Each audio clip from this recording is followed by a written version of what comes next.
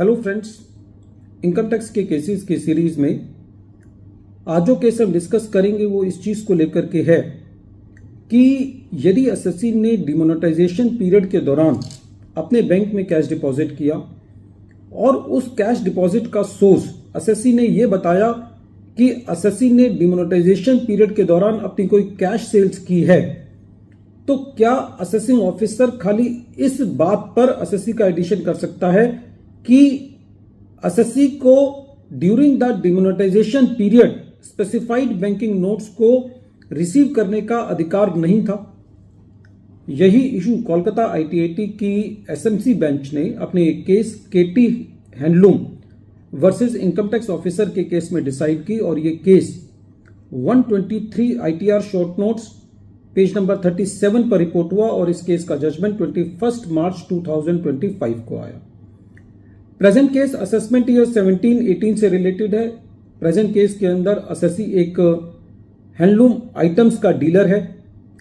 Present case में demonetisation के period के दौरान एसएससी के द्वारा अपने बैंक के अंदर कैश डिपॉजिट करने पर एसएससी का केस सेक्शन 143 सबसेक्शन 3 की असेसमेंट के लिए स्क्रूटनी के लिए चूज किया गया। एसएससी को नोटिस भेजा गया। असेसिंग ऑफिसर ने एसएससी को शोकॉज नोटिस दिया कि assessing officer during the demonetisation period जो एसएससी ने अपने बैंक में कैश डिपॉजिट किया है उसको एसएससी की इनकम में सेक्शन 69A में एड बैक करना चाहता है। एसएससी ने इसकी एक्सप्लेनेशन ये दी कि जो एसएससी ने कैश डिपॉजिट किया है उसमें से कुछ कैश एसएससी के ओपनिंग कैश इन हैंड से रिलेटेड है और कुछ कैश एसएससी ने वो जमा किया है जो एसएससी को कैश सेल्स करके during the demonetisation period receive हुआ है। जब एसएससी ने ये एक्सप्लेनेशन दी तो लर्नेड एओ का ये कहना था कि during the demonetisation period SSC specified banking notes receive नहीं कर सकता था आरबीआई गाइडलाइंस के मुताबिक।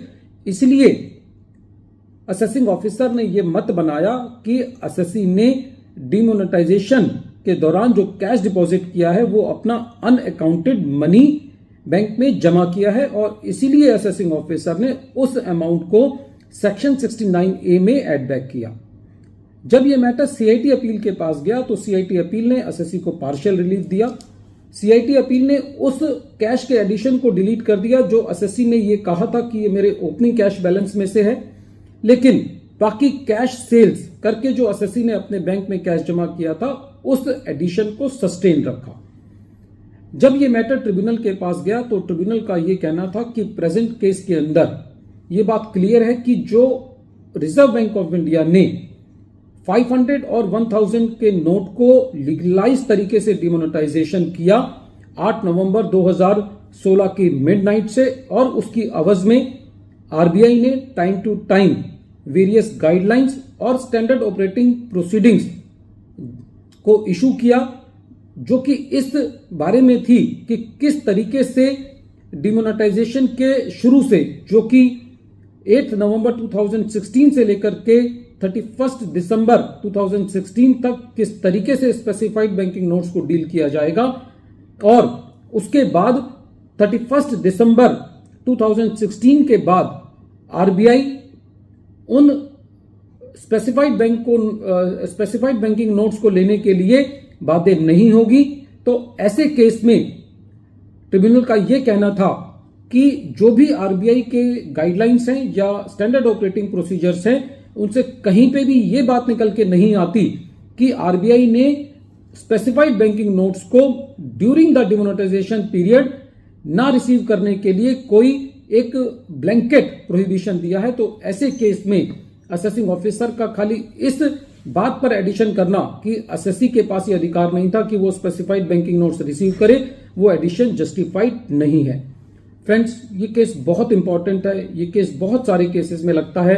कई जगह असेसिंग ऑफिसर ने इस बात पे एडिशन किया कि एसएससी कैश सेल्स नहीं कर सकता था। कई जगह असेसिंग ऑफिसर्स ने इस बात पे एडिशन किया कि एसएससी कैश सेल्स तो कर सकता था लेकिन अपने डेटर से कैश रिसीव नहीं कर सकता था। तो जहां पर भी एसएससी ने अपने स्पेसिफाइड बैंकिंग नोट्स को during the demonetisation period receive किया तो ये केस उन सब के लिए कहीं ना कहीं एप्लीकेबल होता है। वीडियो के अंत में एक बार फिर मैं केस का नाम रिपीट कर रहा हूं। केस का नाम है KT handloom versus income tax officer, और ये केस 123 ITR शॉर्ट नोट्स 37 पर रिपोर्ट हुआ। मैटर कोलकाता ITAT की SMC बेंच ने 21 मार्च 2025 को डिसाइड किया।